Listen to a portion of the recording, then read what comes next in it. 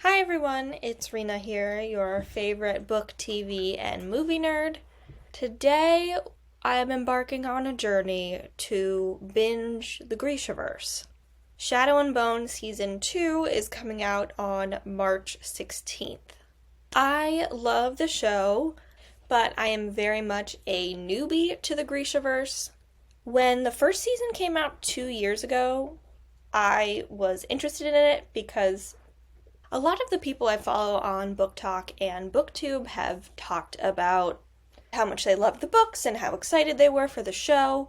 At that time, I had just heard of the series. I hadn't read anything myself.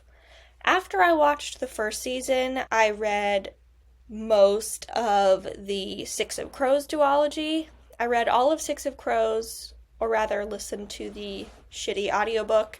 Then I read most of Crooked Kingdom, also the shitty audiobook form.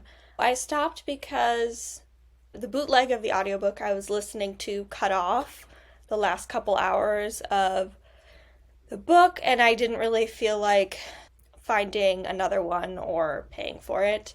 It was also right before, spoiler alert, Matthias dies, so I was not emotionally prepared to continue. I watched the show a second time not long after. Now we're here 2 years later. The second season premieres in 10 days, and I think it would be fun to react to each episode on this channel. I have tried reactions on here. That's what I originally started out my Fate the Winx Saga series with. It kept getting pulled for copyright, so I scrapped that. I have the final product, but I never was able to post it. Hopefully we can get around that. We have a special guest. This is Arlo. Say hello. He's like, what the fuck are you doing? Because the show is coming out so soon and I haven't read the books, I thought that in addition to reacting to the show, it would be fun to do a Grishaverse read-a-thon leading up to the second season premiere. Yesterday I put together my TBR/TBW for the Grishaverse. Technically this list is not complete. There are a couple of graphic novels adapted from the books. I am not interested in reading the same book twice. There are 10 items in total, including today. We have 10 days before the premiere. My plan is to read one item on the list every day until the premiere, and then watch and film the reactions for 1 to 2 episodes every day after. I'm not really going to be vlogging it so much as summarizing my thoughts and giving a brief review when I'm done with each book. In case you can't tell by the annoying noises he's making right now, my puppy is teething, and I am his primary caretaker. So I will see if I can actually read all of this. I will be reading all of the books in order, but I'm not sure yet if I will be reading the companion books all together at the end after I've read all of the books in the main 3 series, or if I'm going to split them up so that I read them in chronological order of publication with the rest of the books. We'll see how it works out. Obviously today I'm starting with Shadow and Bone.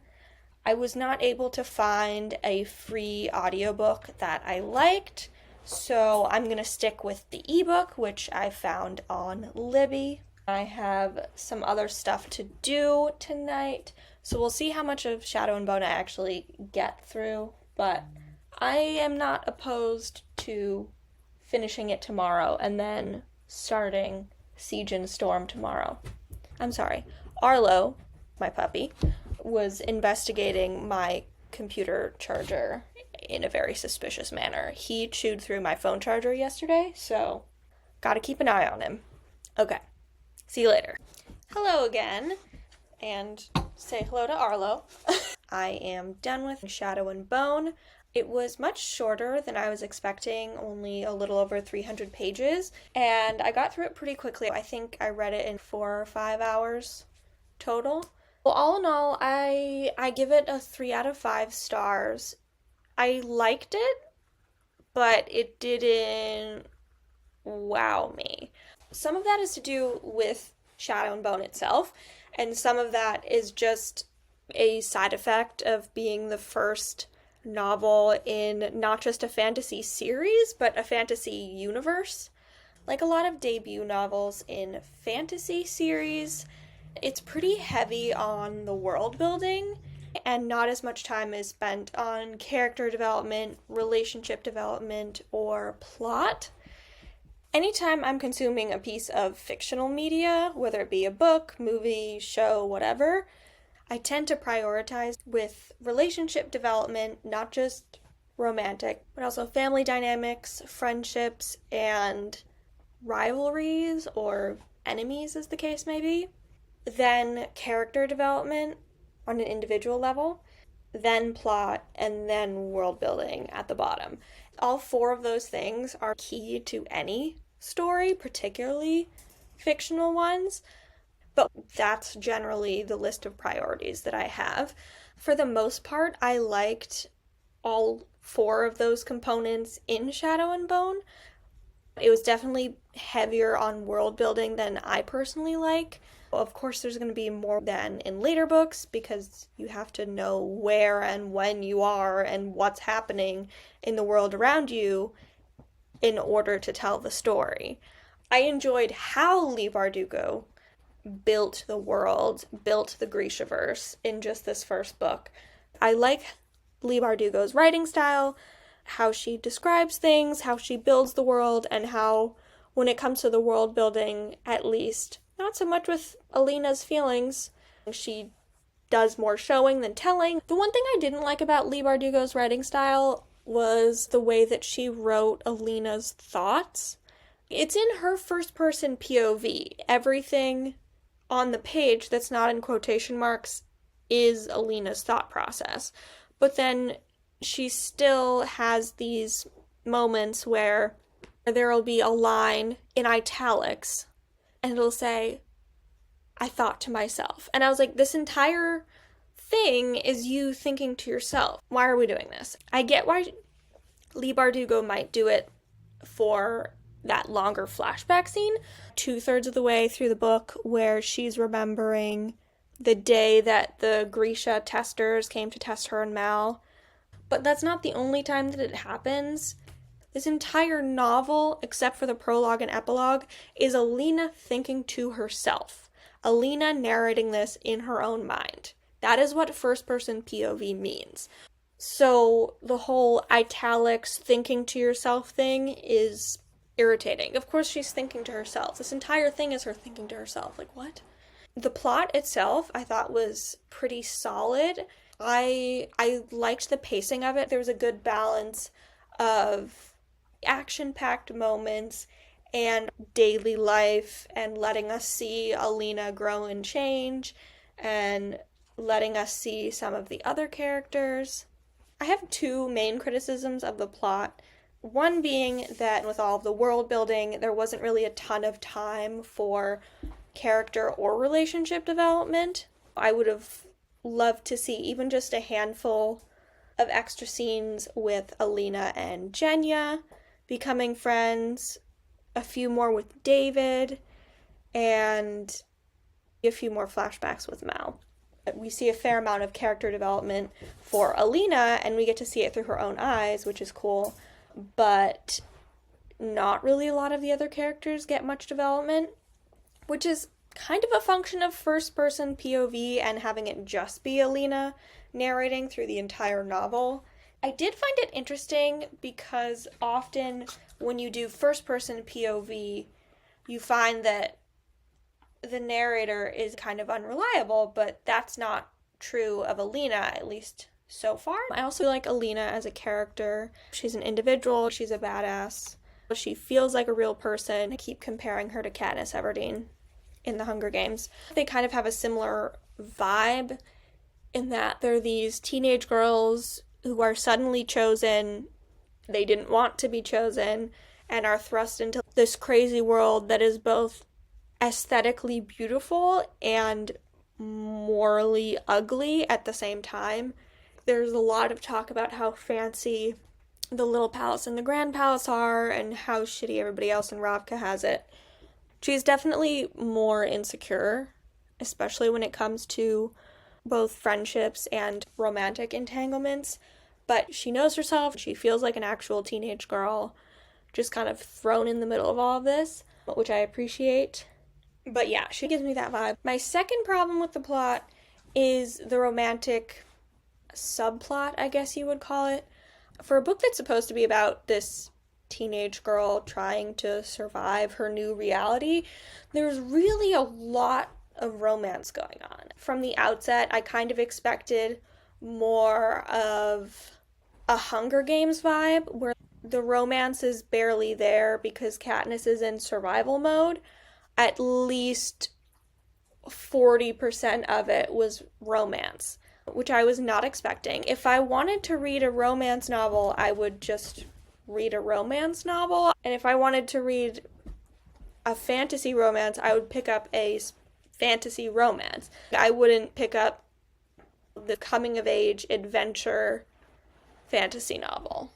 I kind of knew this going into it based off of all of the commentary online, but Book Mal and Book Darkling kind of pale in comparison to their TV show counterparts, partly because there's not a ton of character development for either of them in this book, especially not Mal, and part of it is because they're just kind of flat. I don't like either of them in this book. I have the most issues with the Darkling because what the fuck is a 500-year-old man doing, preying on countless teenage girls and using them to get whatever he wants, be it sex, power, or whatever else. I know some people have a soft spot for the Darkling and have a whole, ooh, fall in love with the villain complex. I'm not going to say that's never happened to me, but knowing right off the bat that this man is a 500-year-old abuser who preys on young girls is gross. So that's never going to be attractive to me. I'm absolutely not team Darkling. No Darklina stands here. For everybody out there who's like, oh, but it starts out good and then it turns out he was lying. Okay, but he was lying the whole time. Even if those lies were the truth, he was still 120 years old. Obviously, we find out later that he's 500 or so. But at the outset, when Alina asks him how old he is, he says 120. That's already too old. I don't care if he still looks 22. He's 120. We all read Twilight. We've been there. We've done that. We don't need it. They never actually say how old Alina is. From my Grishaverse knowledge, I know that she's supposed to be like 17 in this book. So even if he was actually 22 instead of just looked 22, still too old for a 17-year-old. What the fuck are you doing trying to prey on a teenage girl? Fuck off. Even if they were the same age, that power dynamic just cannot be breached. Her being the special, one-of-a-kind sun summoner doesn't change the fact that she's a regular, run-of-the-mill Second Army soldier in training. Not even a full soldier. And he is the leader of the entire Second Army. The number of ranks we have skipped from soldier in training to general of the Second Army, I mean, Jesus. This is supposed to be cute? Ew. Fuck off. But that doesn't mean I like Mal. The lesser of two evils. He is problematic at best and a hypocrite. He has no right to be jealous about Alina having a little thing with the Darkling when A, they're not together, B, he's never shown any romantic interest in her, and C, it's mentioned multiple times that he's had plenty of hookups. Like, shut up. I don't want to talk to you. You're fucking annoying. Also, he was not worried about Alina being abused and taken advantage of by this creepy ass old man. He was concerned that she was cheating on a relationship they weren't even in.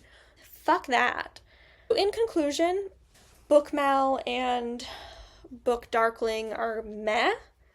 Darkling is trash in every version because he's a creepy old abuser. Oh, and there was no chemistry between either of them and Alina, by the way. That was the other thing about the romantic subplot. If you're gonna market this book to me as an action, adventure, coming of age, survivalist-y fantasy, and then pull an Uno Reverso card and be like, wait, this is actually 50% romance, at least make it good. Especially if you're going to involve one of my least favorite romantic tropes, the love triangle. I didn't feel anything. I was like, okay, can we skip through this now? There's very little emotional connection. I wasn't feeling the vibes romantically. I did not understand the sexual attraction to either of them. I'm like, but girl, why? When it comes to the Darkling, I don't mean in a victim-blamey way, like, oh, Alina, you should have known better. Abusive men abuse, that is just that on that. But if we're gonna take a second and think about why people love Darklina so much, it's because they supposedly have this great chemistry, which you can definitely see in the show, but in the book, it's not there. I mean, maybe there's a little bit there, but even if there is any chemistry that I'm missing, I'm not buying it. He's just a creepy old abuser. I guess I'm a little bit spoiled because I read Six of Crows first. Bardugo was already a good writer when she wrote Shadow and Bone, but she clearly improved between Shadow and Bone and Six of Crows, and that definitely shows when it comes to the romance. Each of the three main couples, but especially Kaz and Inej in Six of Crows, have more chemistry on one page than Alina has with either of these men in the entire fucking novel. I'm sorry, that's the truth. I also just have to say, I hate love triangles. I think they're boring. They are unnecessarily dramatic. They're not substantive. There's always a very clear answer of who the author wants and or who the readers are supposed to want to be the one who quote-unquote wins the third person's favor. I'm just not into it. The fact that so much of Alina's brain space is taken up by thinking about two men who are, quite frankly, not worth her fucking time is just so annoying to me. Like, girl, people are trying to kill you right and left. You have no friends other than Mal. We have other priorities. In all of her time at the Little Palace, yeah, she starts to form a friendship with Genya, but you don't see her making an effort for most of the book to form friendships with anybody, but specifically with other women. That's so boring to me. It smacks of, I'm not like other girls, or, oh, I'm only friends with guys because girls are so dramatic, blah, blah, blah. Get over yourself and maybe take a look at your internalized misogyny. The more I say it out loud, the more I'm like, yeah, I was not about that. From everything I've seen online, it does seem like the books get better, even just within the original trilogy, so I'm looking forward to that. I already got the ebook of Siege and Storm on Libby. It's quite a bit longer. It's about 500 or so pages, so we'll see how long it takes me to get through that.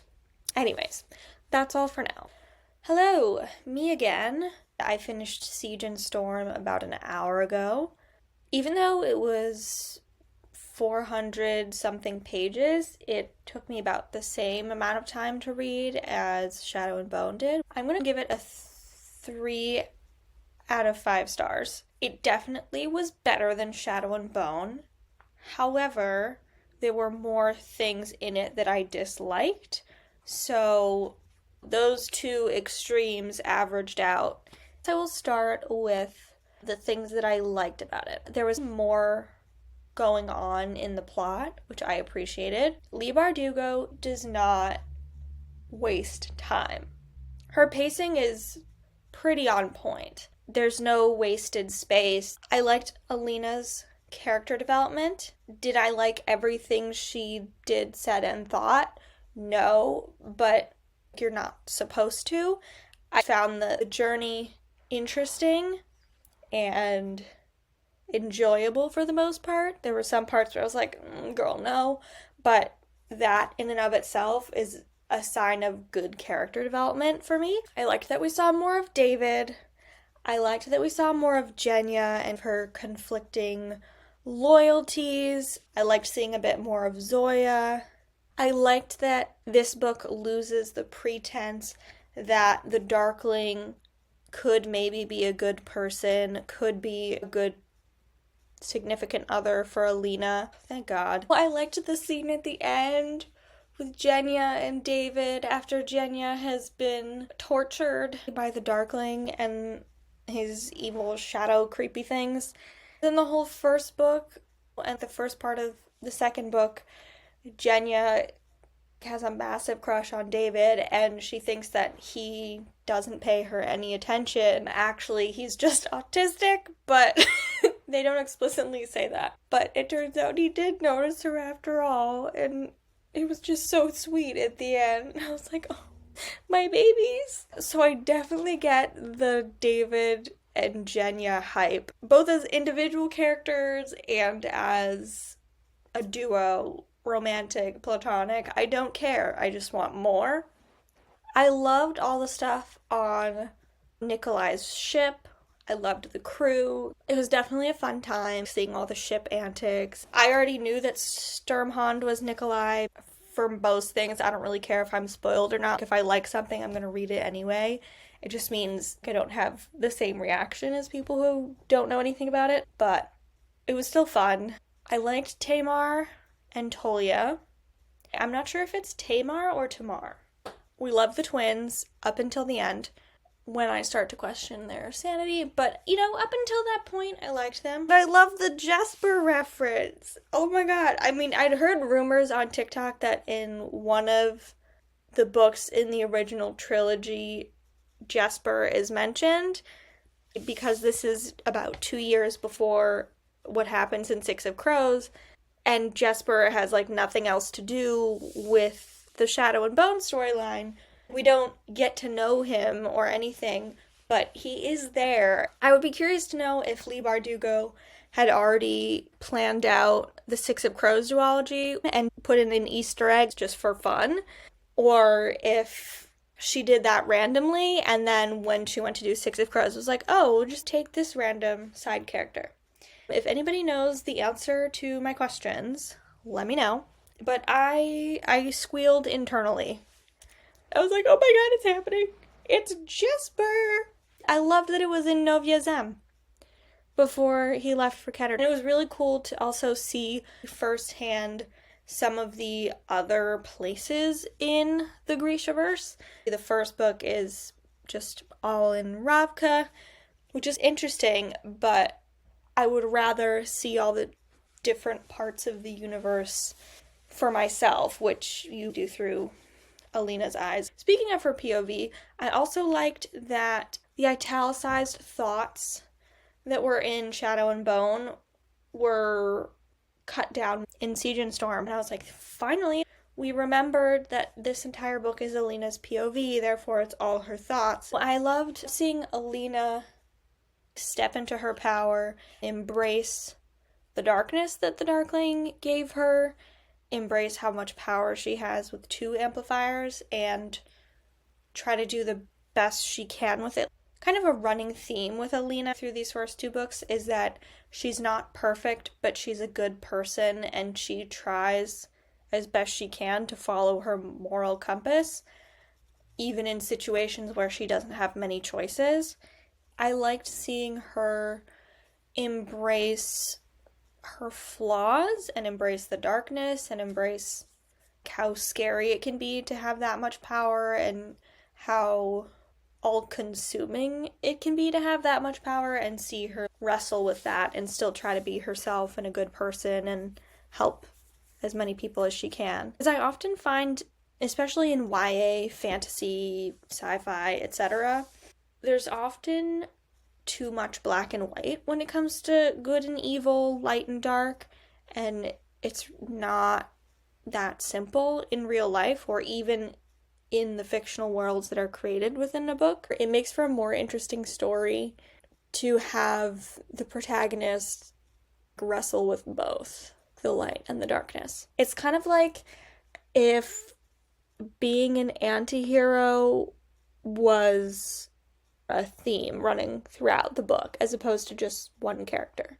I loved Alina uniting the two armies and making them work together. I can't believe no one had ever made them work together before. I really liked all the Grisha technology. David being a geek and making all this shit, I was like, ooh, tell me more. That's one of the few things in world building where I'm like, ooh, this is interesting. I think that covers all the things that I liked. Let's move on to the dislikes, the negatives. Similar to Shadow and Bone, my main issues are the men in this story and the romantic subplots. I hated every second of it. Again, Alina, for a girl with so much power who's trying to figure shit out and survive the end of her world, is spending way too much time thinking about how to preserve precious snowflake Mal's feelings. The little brain space she had left after war preparations and thinking about Mal is divided between the Darkling and frickin' Nikolai. They're all on my shit list, okay? All three of these men can go. I don't like any of them. They all suck in different ways. And I would like them to leave. It's just the men's behavior in this book makes me want to punch a wall. First we have the big bad, Darkling. He only gets worse from the first book. I do appreciate that Leigh Bardugo dropped the facade and the Darkling is just terrible. Because he was terrible from the beginning. Why are we wasting time with the lies? What I very much did not like is just the depths of his terribleness. Which I guess can kind of also go in the positive category because that means that Leigh Bardugo is a good writer and she knows how to write a good villain. But anyways, hate the Darkling. We have escalated from being controlling, creepy, and predatory to being a stalker, terrorist, mad scientist who is still preying on a teenage girl. In this book, it escalates to him not only stalking, but assaulting her in her sleep, intimidating her and following her around in little shadow form. So that was disgusting, not to mention the whole I'ma kill everyone in my way thing, as if that's acceptable behavior. Man is a genocidal maniac. I understand that Alina has mixed feelings, okay? I get where that comes from. He's invading her brain. It's not her fault. However, embracing the darkness does not mean embracing men who suck. It might mean embracing revenge against said men who suck, but it does not mean get together with the Darkling. Please don't do that. I'll cry. I won't cry. I'm not that emotionally invested. But please don't. The man gouged his mother's eyes out and tortured Genya until she was unrecognizable. Not just appearance-wise, but personality-wise, because she was in so much mental and physical pain. Disgusting. I never will forgive you. I hope you die 1,000 painful deaths. Okay, so that about sums up the Darkling. The end. Fuck him. Oh, also, whatever he was doing to see Alina and be able to touch her, astral projecting, shadow projecting, whatever the fuck it is that made him corporeal but not actually there. And the whole psychic connection thing, light and dark battle between the good female protagonist and the male villain. I'm now convinced that George Lucas stole this storyline and gave us Kylo Ren and Rey. I don't like Star Wars. It's not my cup of tea, but I do watch TikTok and YouTube analysis and ship edits. This is literally the same thing. George Lucas read Siege and Storm, thought to himself, copy paste for later, and literally just changed the characters' names and put them in Star Wars and said, here you go. It's eerily similar. Okay, moving on to Mal. He's not as bad as the Darkling. Neither is Nikolai, blah, blah, blah. In the ranking of terrible men, the two of them are tied for second place. I don't like either of them.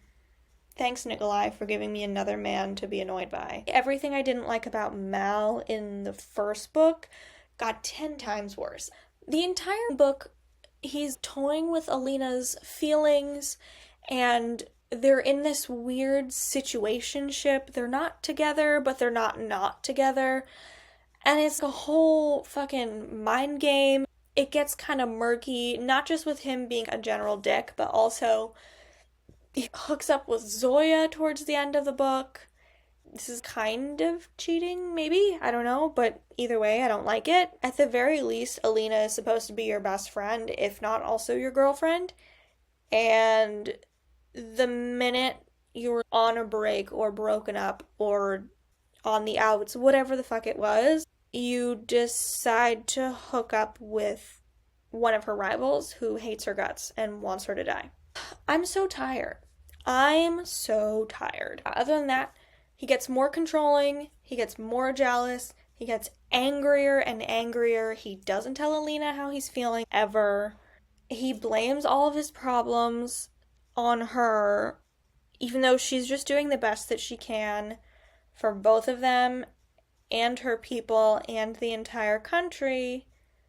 It's not like she's carrying the world on her back or anything. And dumbass is just so self-centered. Are you allowed to feel how you feel and to have a certain degree of selfishness and self-preservation and your own wants and needs? Yes. Are you allowed to be a little baby? Actually, that's an insult to babies because they're new humans. They're just learning things. That does not mean you get to be a whiny, entitled little dumbass who's demanding Alina's attention mentally, emotionally, sexually, all of the above, and wasting her time while she's trying to save the world. He's throwing a fit and stomping his foot in the corner, being like, I want this, and Alina, pay attention to me. Bitch is over here like, I'm having a full mental breakdown and trying to save the entire world. Oh my god, the emotional labor this man demands in exchange for literally nothing? No, I don't like him. I like him less now. I'm not gonna lie, I would not have been upset if he died in that second to last scene. I would not have been mad about it. I feel like for this whole trilogy, I'm just gonna keep circling back to the Hunger Games because there are so many parallels. Prime example, Mal could never be on Peeta Mellark's level.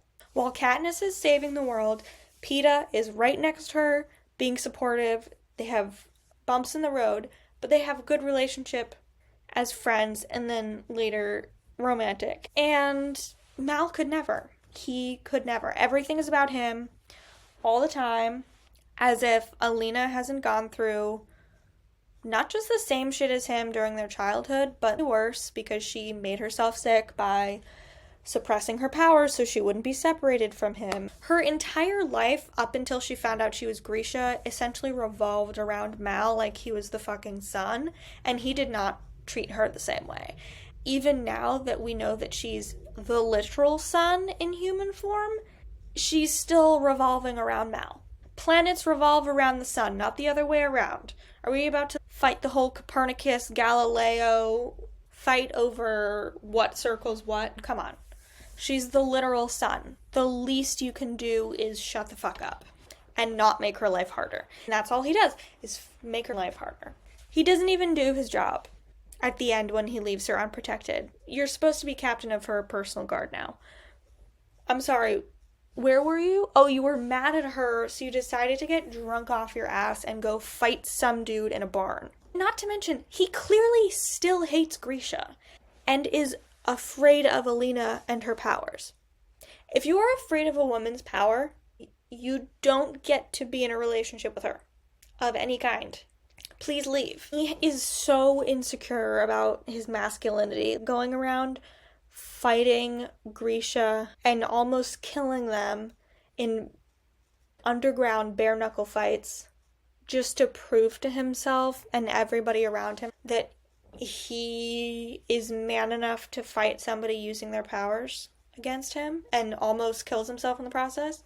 Ugh, I'm over it. No more toxic masculinity, please. Okay, that's enough. I've wasted enough air talking about that stupid ass man. Moving on to the third man, our newest addition to the rotation of men I wish would leave Alina alone, Nikolai Lantsov. I know a lot of people have a soft spot for Nikolai. I guess I can kind of see why, but why would you have a soft spot for Nikolai when you can have a soft spot for Jesper? You know what I mean? Because they both have the trickster vibe, both very ADHD, very charming, chameleons, flirts with anything that moves, but Jesper's just the best. He's my baby.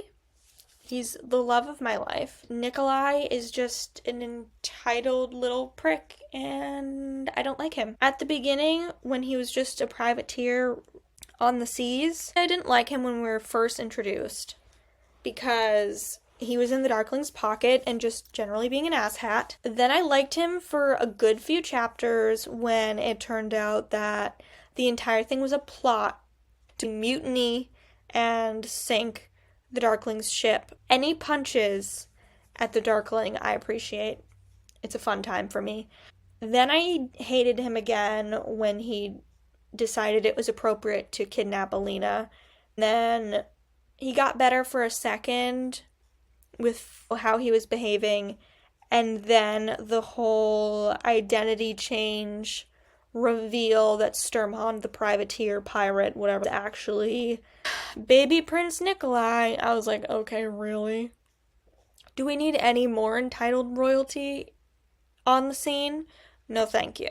The Darkling is basically royalty, and I've had about enough of that bullshit. And then I just didn't like Nikolai for the rest of the book. Basically, everything Alina said to Nikolai that was criticizing him and questioning his character because he can change personalities like that, I had those same exact thoughts, if not harsher. You cannot trust a man who changes personas that easily, and it's like taking a mask on and off. It's not Jesper's charming and my personality is slightly different in different places I go to, or I can be a spy if I need to. Nikolai just does 180s as a person, constantly. The flashes of the real Nikolai that we see, him being a geek, hanging out with the fabricators, trying to build warships, coming into his own as a leader, showing everybody that if we're picking between him and his dickhead older brother, he is definitely the better one to be king of Ravka. But he's still a spoiled, entitled prick who does not think about the consequences of his actions. He claims to care about the people of Ravka, but his actions don't really show that. Just because he does a little bit better than everybody else in charge does not mean that he's good. He is amoral at best. Constantly prioritizing war technology over, I don't know, feeding the people of Ravka. Questionable. Could have avoided a lot of trouble if we just, I don't know, took the palaces down, sold them for parts, and used the money to feed, clothe, and house the people of Ravka. Would have saved a lot of trouble, but what do I know? I'm just a silly little socialist. And constantly making moves on Alina that were clearly making her uncomfortable. Now we see brief flashes where she considers it, but pretty much all of their quote-unquote romantic interactions, which to me are not romantic at all, was him pressuring her, not to mention the entitlement and misogyny of trying to take her as his queen. I was like, ew. She's her own person. She can fucking decide. That's not how you ask someone to marry you, for one. And for two, even if it's just a political alliance, there is in fact a respectful way to propose a political alliance marriage. That was not it. One more thing about Nikolai. It's not explicitly said if he knows about his dad being a predator, but he does witness little snippets of his dad's behavior that lean in that direction, and also his older brother's precursor behaviors towards becoming a predator himself. Nikolai, to a much lesser extent, but still engages in some similar behaviors. It makes my stomach churn. Either he's completely blind and doesn't know what's going on, or he does know what's going on, but he's actively turning a blind eye to it. Both of those things make him dumbass at best and not worthy of the crown at worst. I don't trust him. Oh, that also reminds me. A scene that made me hate Nikolai and Mal equally was the whole scene where Nikolai first proposes this political alliance marriage to Alina. Mal is there, and Nikolai is making all of these really rude, sexist comments about Alina and all of these rude, classist comments towards Mal. The two guys almost get into a fist fight. Mal acted like a child, Nikolai was acting like a spoiled brat, and I wanted to smack both of them upside the head. Poor Alina is just sitting there like, hello? There's even a line in that scene where she says, stop talking about me like I'm not here. The two of them just fighting over her like a piece of property. Gross. Two men fighting over a woman is never cute. This was definitely not it. Anyways, Nikolai's a spoiled brat. I should say that even in fantasy series, I don't like monarchies.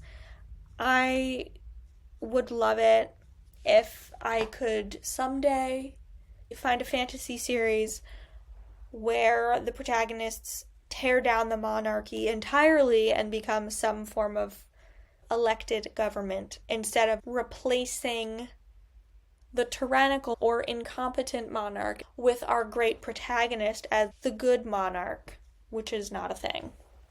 There's no such thing as a good monarch. It does not exist. I think that is all of my thoughts. Let me just scroll through the Rolodex here for a second. Yeah, I feel like that pretty much sums it up. TLDR, the Darkling is the worst. Nikolai and Mal can go fuck themselves. We stan Alina. Royalty is boring.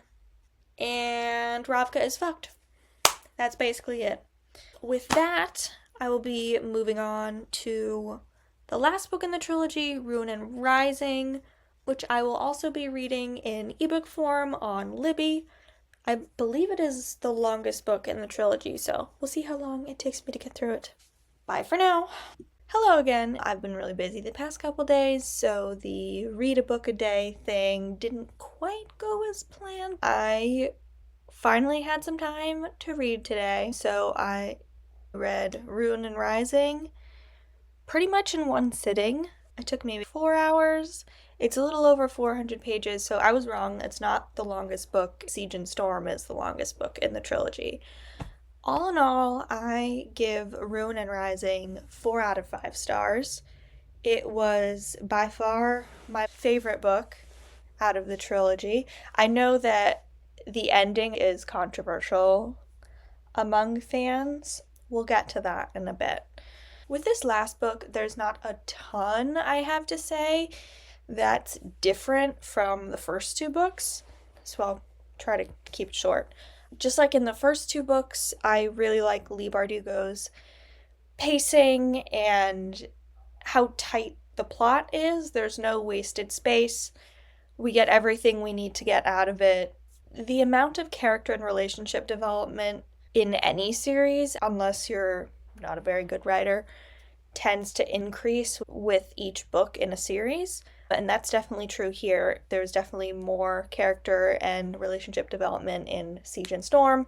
Ruin and Rising had the most, which changed my opinions. You'll be glad to hear, I'm sure. I got my wish that we would see more of all of the other characters besides Alina, Mal, and the Darkling.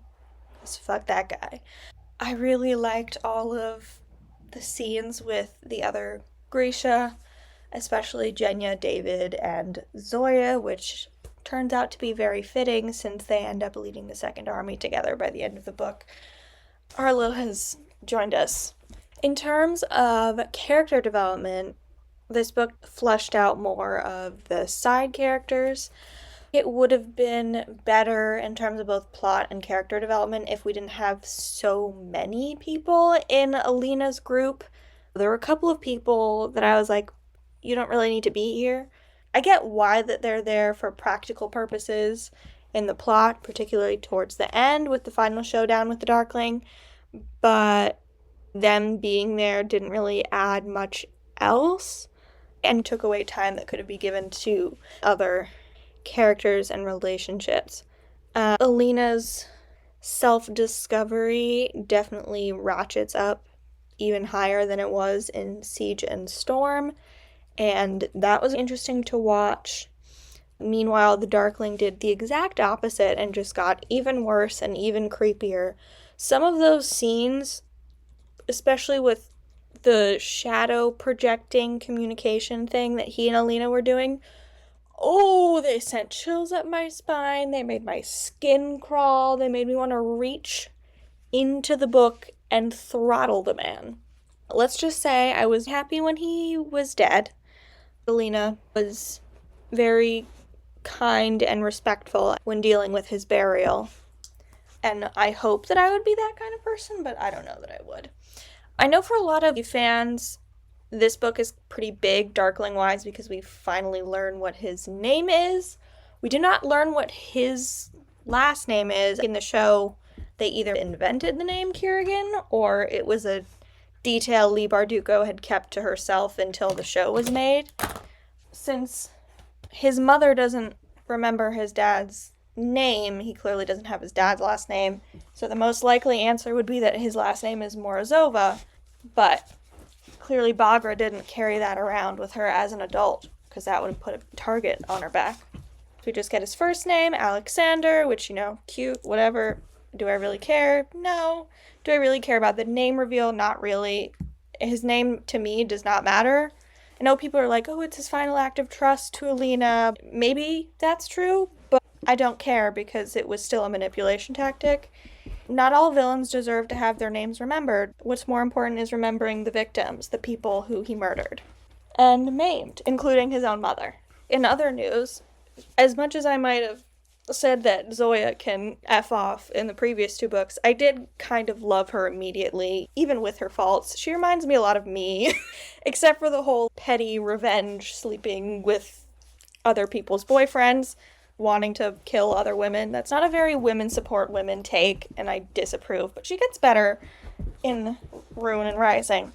Same with Genya. I've loved her the whole time, even the times when she was siding with the Darkling. I get it. He was the first person to be like, you have power, but he was also her abuser and pawning her off to the king. One of my favorite scenes in the whole book, I have to say, was her standing up to the king of Ravka and being like, you're a rapist, and threatening him. Yes, absolutely.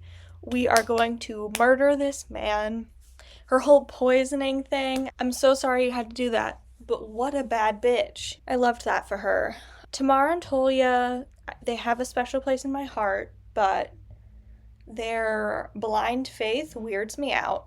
I don't know what to do with that. And they have seemed to switch sides so many times that my head is still spinning. I mean, I think we can trust you, but I'm not 100% sure about that. They were kind of weird by the end, and I was like, are you sure you're not still in a cult? I think you might be. In the biggest news, this book actually made me like Mal and Nikolai. I definitely like Mal more, but I like Nikolai now. All the references about wanting to be the queen of Ravka and how Nikolai should have been looking at her instead of Alina.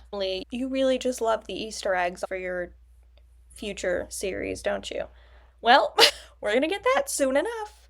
Now I can kind of see it. I think I will be into this once we get to King of Scars. I like that he gets the nickname King of Scars by the end of the book. I didn't think that was going to happen in this book. I felt so bad for Nikolai when he was turned into the weird shadow monster. That was not a good time. I think pretty much all of the fans agree that TV show Mal is better than book Mal, which I agreed with for the first two books.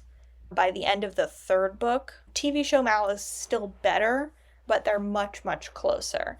They actually did a very sound choice and basically took book 3 Mal and just put him at the beginning. There's character development even just in the first season of the show, but he doesn't start out as an asshole with latent misogynistic traits. If he had been like this or better for the entire series, my opinion of him would have been completely different. He proved his worth in this book, and he probably had the most character development out of anyone. Even Alina, she changed a lot, especially with her relationship to power in general, and specifically her powers, and the morality that goes along with both. She didn't really change as a person, it was more so her mindset, whereas Mal did at least a 90-degree turn as a person, if not a 180. So that was fascinating. I think that's it for all the character stuff. Relationship stuff, I was not here for Dark Lena. He was getting more and more abusive. Big no from me. The whole Nikolai thing, I'm still not on board with. Even though Nikolai was a better person in this book, especially with banishing his father for assaulting Genya, and then eventually pardoning her for her earlier betrayal, though that should have come sooner, dum-dum. He and Alina still weren't a match. They're a match as friends, and I really liked their friendship, but the romantic stuff still felt forced to me. Also, just knowing what I know about King of Scars, I was like, this is nothing. This is a blip on the radar. You're not going to care about this whole Alina the Grisha Queen thing in about a year or two. However, I did finally understand the Mal and Alina relationship once Mal became a better person who was worthy of Alina, and they actually had some scenes together where they did have chemistry, and Mal did explain how long he'd had feelings for Alina. And I really liked that the two of them became a little found family with Misha. They're like taking another orphan under their wing who's the same age that they were. And, oh, my little heart. Of course, loved the Zoyalai foreshadowing. And Tamar and Nadia were so cute. We love to see the lesbians happy. I wish them the best. I hope they have a great life together. Just storming the seas on a ship and being cool smugglers. I feel like Nadia would be great on the ship full time. And Tamar should be captain, obviously. She's gonna captain her own fucking ship. Nadia's gonna be chief squaller in charge. It's gonna be great. Last but not least, my babies, Genya and David. I wish we had more of them. I want to see more scenes. I was also surprised at how quickly things moved. And that David, Mr. I bury my nose in the books and I don't talk to people, caustic, was like, oh yeah, first kiss in public, whatever.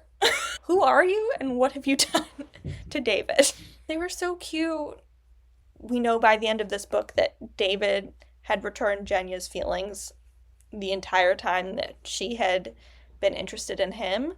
But I love that they don't actually get together until after she's attacked and been disfigured, because it just shows how little David cares about the superficial stuff. I love the line where he says something like, beauty is your armor, but it's flimsy. What's inside is made of steel, and that's unbreakable. This is the nicest thing ever.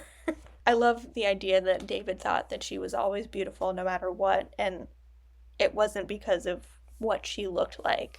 Everybody thought she was the most beautiful woman in the little palace, but none of that mattered because of who she is as a person and what she meant to David. Once David went for it, he was very unashamed. And I always thought it was funny that Genya was so unashamed of how much she liked David from the beginning, even though everybody was like, you are this beautiful, statuesque tailor and this dude who's a mad scientist and always a hot mess and doesn't even pay attention to anything but his materials, like, it's the best. I know a lot of people don't love the ending because they feel like Alina losing her powers is punishing a woman for being powerful.